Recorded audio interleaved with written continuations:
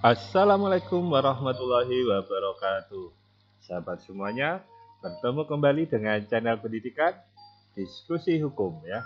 Di video kali ini saya akan bahas tema tentang berset atas putusan Verstek.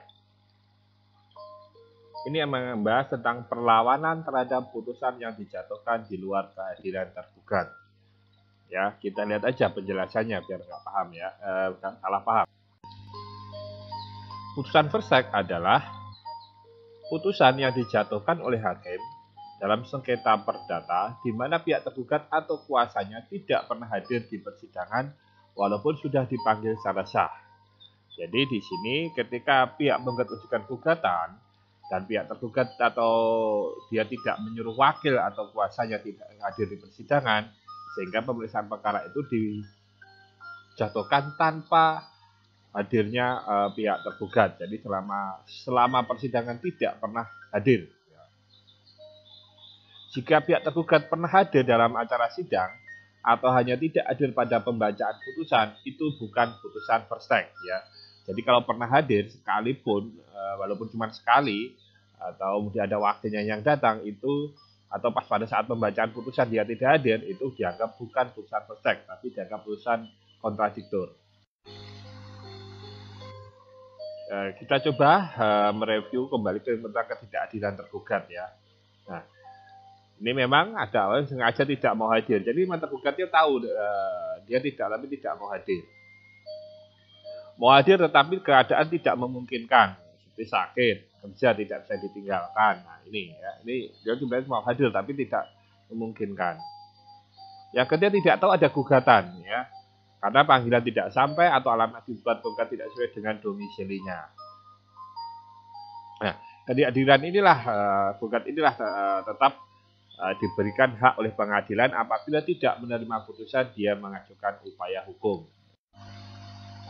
yaitu upaya hukum putusan Verstek. Nah, terhadap putusan Verstek, pihak tergugat dapat mengajukan upaya hukum perlawanan yang namanya verset. Jadi namanya verset, ini upaya perlawanannya ya. Dasar hukumnya sebagaimana diatur dalam pasal 122 HIR dan 153 RBG.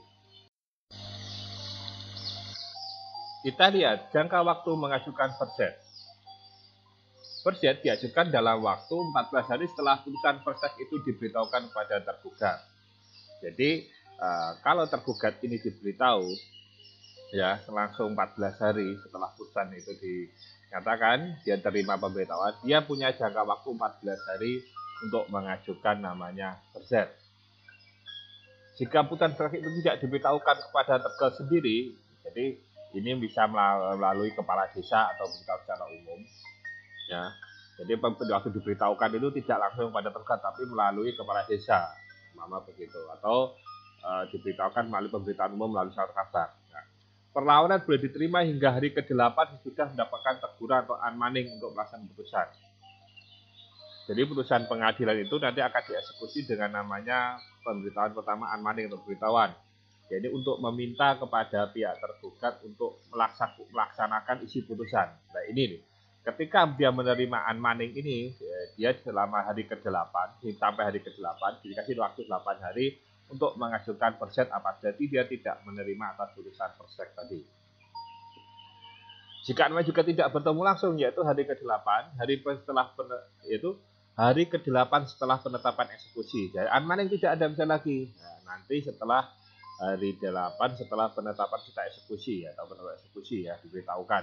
Nah, inilah untuk pelaksanaan eksekusi, dia masih dikasih waktu hari 8. Tetapi kalau sudah dilaksanakan eksekusi, namanya bukan lagi verset.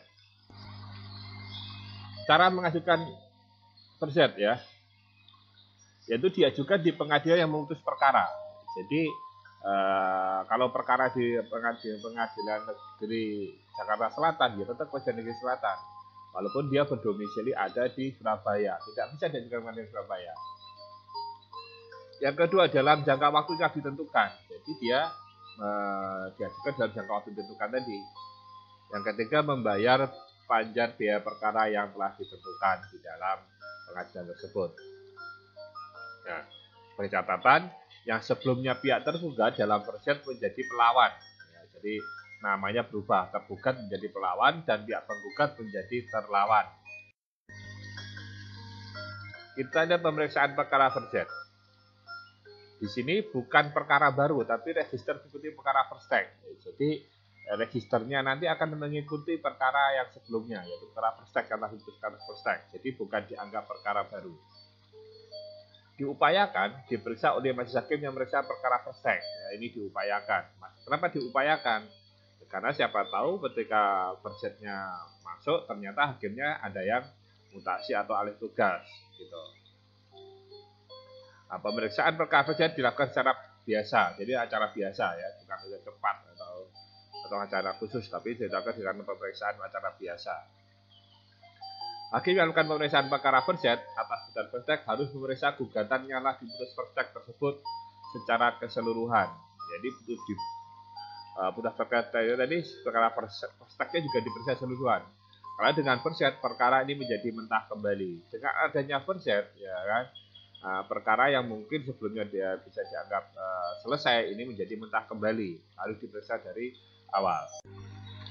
Kita lihat bagaimana masih dalam pemeriksaan perkara first ya. Kita lihat putusan MA nomor 494K dari PDT 83 mengatakan dalam pemeriksaan atas first pelawan tetap berkedudukan sebagai tergugat, sedangkan terlawan sebagai penggugat. Ya, ini dalam bukunya Yai Haram Acara Perdata halaman 47 ya. Jadi dalam perkara first ini pelawan tetap kedudukannya sebagai tergugat, ya, terlawan sebagai penggugat. Kualitas surat perlawanan dalam proses first dianggap sebagai jawaban pada sidang pertama, sehingga dalam surat perlawan dapat masukkan eksepsi atas surat gugatan. Jadi surat perlawanan itu dalam pemeriksaan dianggap sebagai jawaban dari pihak tergugat atau pelawan. Ya, jadi di situ bisa mengajukan eksepsi atas surat gugatan yang sebelumnya diputus secara first. Nah, di sini juga diberi hak juga terlawan majukan replik dan pelawan majukan duplik. Jadi ada jadwal proses replik duplik. Ya. Nah, bagaimana ketika tidak ada pihak dalam perkara first? Ternyata waktu diputus secara first tidak hadir, first tidak hadir. Bagaimana pihaknya? Pihak terlawan atau penggugat tidak hadir, maka periksa dilakukan secara kontradiktor. Jadi kalau pihak terlawan atau malah kembali tidak hadir, maka tetap dilanjutkan dan dianggap secara kontradiktor karena tidak ada waktu masukkan gugatan ada putusannya tadi. Nah, jika tidak menerima upayanya adalah banding ya. Kalau penggugat ternyata dikalahkan, nanti dia bisa mengajukan upaya hukum banding. Sedangkan pihak pelawan atau tergugat tidak hadir, maka diputus first tidak hadir, maka diputus first kedua kalinya. Jadi ini putusan ada first kedua kalinya. Tetapi di sini upaya hukumnya tidak first lagi, tapi upaya hukumnya adalah banding ya. Ya biasanya sih kalau pelawan tidak hadir ya biasanya first-nya akan dinyatakan tidak diterima atau kalah terkat atau NO ya, biasanya seperti itu. Nah, sekarang kita lihat bagaimana pembuktian perkara first ya. Pihak terlawan atau penggugat tetap diberi hak untuk membuktikan gugatannya. Jadi penggugat tetap terlawan yang diberi hak untuk membuktikan gugatannya. Pihak pelawan tergugat juga diberi hak untuk membuktikan dalil perlawanannya atau dalil jawabannya. Ini sesuai dengan ketentuan yang berlaku ya. Nah, para pihak setelah proses pembuktian diberikan kesempatan untuk mengajukan kesimpulan sebelum majelis hakim membacakan putusan. Ada kaidah hukum perkara first ini ya.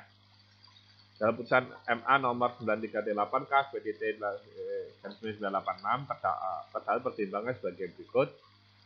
Substansi first terhadap first harus diajukan pada isi pertimbangan putusan dan dalil gugatan terlawan atau penggugat asal. Jadi substansi first ini adalah terhadap isi pertimbangan putusan dan dalil gugatan. Nah, first yang hanya mempermasalahkan alasan ketidakadilan pelawan atau tergugat asal menghadiri persidangan tidak relevan karena forum untuk memperdebatkan masalah sudah dilampaui. Jadi tidak perlu lagi membahas ketidakadilan, kenapa tidak nyampe untuk ininya begitu.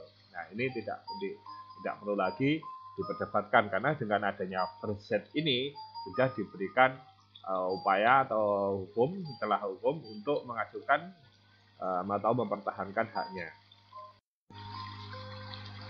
putusan perkara First.